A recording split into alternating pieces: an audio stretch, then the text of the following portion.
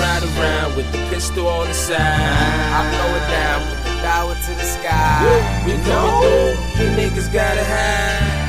What it do, you know it's homicide. Spitting stupid reckless thoughts got me feeling hectic. That's life for your ass, grow up fast. Learn the ways of these streets, envy's always lurking. Devil's out, weak soul searching. Yo, what's good? What it do? Y'all already know who it is. It's Mr. UKNOOo TV up in this mug, you heard me? And I'm here with SOFREE FIZZ. What's good, Fizz? What's going on, pimpin'? How you doing? You already know. I don't even know, bro. It's been a long couple of years. Yeah, I know. The last interview we had, you was locked up. So if y'all haven't seen that, make sure y'all go back and watch that. But I'm gonna have it on the end, so y'all be able to click on it, press on it, and watch that interview. So how's it been going, like the transition of knowing you coming home, getting out, and what you about to do next? How is that for you? It's been crazy.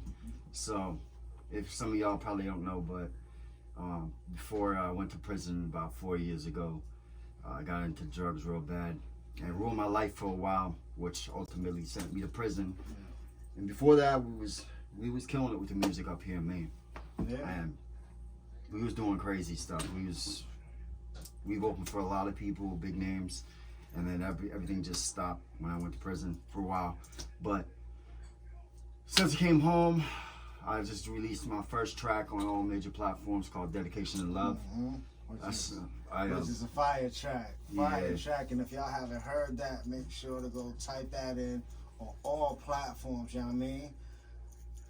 Yeah, it was YouTube, Spotify, iTunes Music, Amazon Music, you know what I mean? If you're on Facebook, add it to your stories. If you're on TikTok, add it to your story. If you're on Instagram, add it to your story. You can even add it to your story on Snap, you know what I mean? So, y'all, type that in.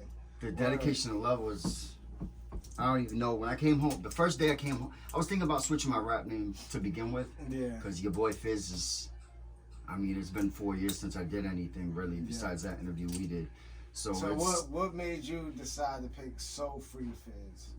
So the day I was like I said, I was thinking about switching it, and the day I got out of prison, it just clicked. That's how I felt at the time. I felt free as hell, free from everything, free from being locked up, free from myself, free from my mind. And then when I saw my mom in the parking lot, I was that's when I thought of SOFREE, because that's how I felt. And then eventually, it was gonna be just SOFREE. And then when I went to put my single on all platforms, apparently there was an already SOFREE out there. So I just, for some reason, fate made it so that the name Fizz stuck at the end. So SOFREE FIZZ. I feel so free. So because you know you gotta keep the Fizz, even though they say your boy Fizz, you still got SOFREE FIZZ, which you're free and you're out now, and you turn your life around totally. You know what I mean? So how is that going for you? How you feel about that? Everything's good. Everything's good. I bought this place when I came home. I'm still making payments on it, but it's my own shit. It's yours. I started a legit business. I bought my business insurance. I do a lot of contracting on the side with the music. This studio wasn't even here when I came home. It was just an empty room, and I eventually just worked my ass off to get all this shit and built it from the ground up. So I'm posting it online, trying to get the word out. And alright, so now that you got your song on all platforms, and you see any shows coming up in the future, music videos? What's going on next for SOFREE? I had a show opportunity for an up and coming artist from Cash Money, I guess, and a guy came here who worked for Universal Records, and then I was gonna get on that show, but then I realized that they wanted me to pay a $500 slot for that show, and so I passed it up. But I've been talking to a couple people who got plugs with some venues about hopefully doing something soon. But at this point, there's no shows lined up. But yeah, and I don't blame you, because as much shows as we did, you know what I mean, and for all these major artists that we opened up for, there's no way you should be paying for a slot. They should be Yeah. paying you to Right. get on their show. Especially in the state of Maine. Yeah, because now realizing you're going to bring a lot more people in than he would. this Yeah. artist will. You know what I Yeah, mean? That that's nobody actually knows about. So that was a great move on your part. You know what I mean? I feel you for that. You know what I mean? Yeah. Why pay? I definitely thought about it, but at the end of the day, I'm just not ready. I have the money to pay for it, but if I'm gonna pay for a slot, it's got to be like Lil Wayne from Cash Money. You know what I mean? Not. Yeah. I never heard of the guy, so. Yeah. I haven't either, but you know, everybody's trying to make their way, you know what I'm saying? Yeah, But it's true. But knowing that how you've been in the music scene for so long in Maine and how we opened up for so many major artists, you should have been put on that bill, you know what I mean? Yeah. So, it's true. I applaud you, you know what I mean, for not taking that and not paying for somebody else's want to be, you know, a promoter or whatever it is, or some guy that's coming up. But yeah, man, so how you see things going in like the next 3, 4, 5 years? 3, 4, 5 With years, your that's a music. long time. But you gotta look forward, kid. The past is back there. Past the past. You gotta stay looking forward now. That's So true. how you feel you're gonna be in the music game, man? Because I know you've been a lot busy lately. As you said, you got your own company, plus you working and everything. So you got 2 jobs, got the income coming in. You know what I mean? You're doing everything totally different. So how you feel that music is gonna start fitting into like now that you like, okay, you see things clearer now and shit. I got you. So back then when we was doing everything we were doing, I had money, but I didn't have money to back myself like I do now. So in the next couple of years, I'm hoping that I'll have a feature with a major artist, even a B-list artist would be good. But I have no major features yet, and I should. It's been this long. So I've been stacking all my money, trying to get ready for that, and hopefully with my new style and the new stuff that I'm talking about, people will be able to hear it and relate to it. And I don't care about getting famous. That's not what I want. But I want to be able to fully live off music without having to struggle every day because I got these flyers made or booked this venue, you know what I mean? Yeah. I want to be paid. I want to drop everything else. I'll keep my other business, my contracting shit on the side, but I don't want to be in kitchens no more. I don't want to be in a hot ass kitchen. I'd rather be in here doing something productive. Even recording artists, it don't even matter. As long as it has to do with music and as long as it helps other people, then it is what it is. Alright, so yeah, because there's a bunch of artists everywhere, and the whole thing is, you know what I mean, tapping into it and networking. You know what I mean? Yeah. Hey, you know what I mean? I like your style. I want to collab. Was good. Then you know you got some that hasn't did it longer than you, but they got a price set. You know what I'm saying? Yeah. So in that case, you're gonna have to have a price set also. So what you feel about like setting a price set for you and like, listen, if y'all want to collab with me, y'all know my work of music, my line of music, and I'm charging this right now. You think like some are gonna go for it? Because some are not gonna bite, and then there's some that actually know your talent and your skills. Yeah. So how you feel about that aspect and going forward into that? I don't even think I'll jump on tracks with certain people.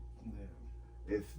If even if they have no followers but they're dope, I'll jump on a track with you all day. But I don't really think that I would. If somebody offered me $1,000 and you listen to their stuff and it was like a third grader trying to rap, basically, I would. It doesn't matter how much money. I probably would never jump on it with you, because I have tracks with people who have completely ruined, in my opinion, the track that I did. Yeah. And it's not a good look, I don't think.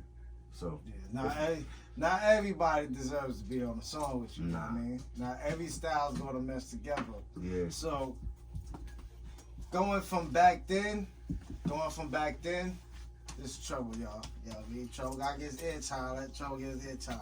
You know what I mean? So listening to your music now and listening to your music back then, like now you feel like the more pain in your music and like how you expressing your music. How you feel your music evolved from back then to now? I think my whole experience with addiction and loss and prison changed my mentality on life a little bit since that day.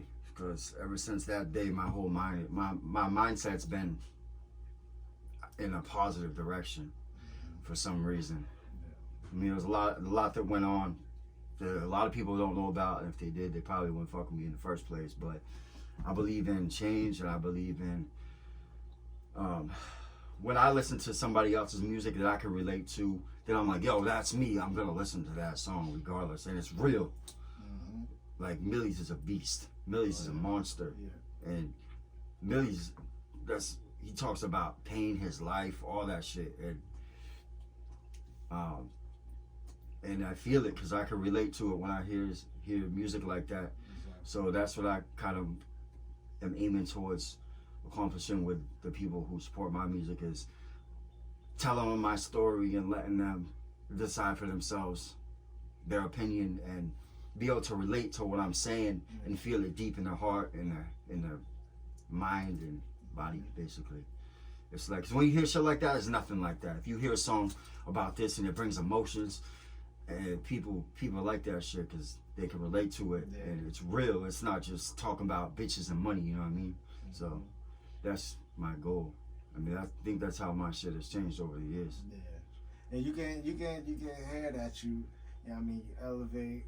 You know what I mean? You can hear that now that you putting like more into your music, and you can actually hear the pain in your music and like how you felt like, yeah, damn, I was like fucked up back then, but now it's like a totally different change, you know what I mean? So I feel like you're doing great, you know what I mean? You know, proud of you, bro, and hell yeah, you're doing a great job. But I heard a beat that you played today, which is sort of on the same type as Dedication and Love. Yep, you know what I mean? It still has that pain to it. So you feel like you lean more towards pain music now because there's a lot of people that's been in that situation or probably still stuck in the situation where they feel your music more now. So what would you tell them? You know what I mean? On like how you doing things now and shit, and how it was. Just play, listen to it. Don't just listen to it. Listen to it. You know what I mean? Just listen to it. Get into it. Think about it. Because everything I'm saying on my new stuff is all facts. It's all real life. Been there, done that. How I'm feeling, and I think that's the wave. I think that's my new wave because I've been through so much the past 4 years, which I've been locked up my whole life. But this last one was just crazy. It fucked with my head bad. Yeah. And so now it's just I'd rather help people. You know what I mean? So I would tell them just to keep listening, basically. And what would you have to say to them about, you know what I mean, addiction and all that? You can't help nobody if they ain't trying to help themselves, basically. My mother tried for years. My friends, Jitty tried for years, couple years anyways, that I was on the low, to tell me to chill out and get rid of this person, that person, because people around you can see it. You just can't see it yourself until you're ready to see it. And nobody's gonna change because other people are telling them to change. The only way somebody's gonna change is if they want to change themselves. So if you're dealing with somebody with addiction, give them all the love and support, try to guide them in the right path, but don't beat yourself up if you can't help them because they ain't gonna change until they're ready. It took me till age 32 to realize where my life went and all the things I could have been while I was out getting high, messing with the wrong crowd. When my people was just telling me basically to come back home and chill and hang out with us and stop doing this and telling me that I look like shit. But yeah, just give them love and support, help them out as much as possible. Don't be a scapegoat, but they're gonna do what they gotta do. They're gonna do what they wanna do, and a lot of times it ends up bad. It ends up the worst of the worst for people, and I'm lucky to be here, so. Now this Dedication and Love video, this is gonna be like the most anticipated, most thought out, and most put into video that you doing?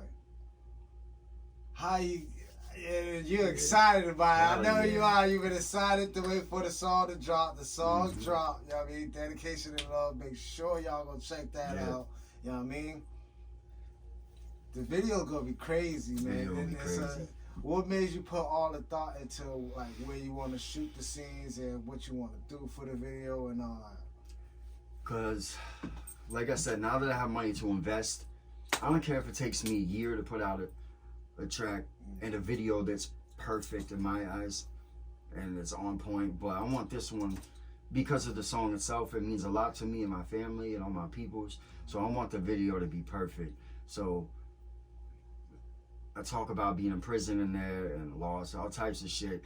So the video, I just thought, what is the closest place to a prison I could get to tell this story? And it was Fort Popham, which is, there was another spot, the Naval Shipyard in Maine, up in Kittery, but I looked it up online, and all the pictures look mad old, so I don't want to be in like some ghetto ass prison because it's not realistic. The prisons up here, daycare centers for the most part. I mean, there's some bad people in there, but I mean, I don't know. Basically it. I wanted to tell a story. That's it. I wanted people to see what's going on rather than just hear it. You know what I mean? So for the people that didn't support you when everything happened, when you got locked up and stuff like that, do you feel like there's a lot of people that's coming forth now and like, hey, how you been now that you out and you're doing your thing, and you know what I mean, you're a better person now, you're more positive, you know what I mean, you're on to doing stuff now, and you got your own company, you know what I mean, and you're working, and you're doing all of this, got your own house now. Like, do you feel there's people that's trying to ride the, you know what I mean, the bandwagon, or ride you the wave feel now? that some are coming back and actually being genuine with you now, that they see that you got a lot of things going now and you're actually on your game, you know what I mean? Yeah, I think that always happens in life, no matter what. I mean, some people may not mean nothing by it, but when you go to prison, you find out real quick who your friends are, who really supported you, like from day one. Like, it doesn't take much to pick up the phone or write a letter, and you can find out where anybody's at online. So there's no excuse for nobody that said that they were always there, but this happened, or whatever. Life happens. I'm not mad at you. But hell yeah, there's mad people coming out the woodwork now. When I was gone, I ain't hear from nobody, just a handful of people. You, my family, and a couple other boys. And now everybody's coming back like, oh, blah, blah, blah, missed you, this, that, and the third. When they were nowhere to be found. Like I said, people got life, so I get it. People got kids, people got things going on.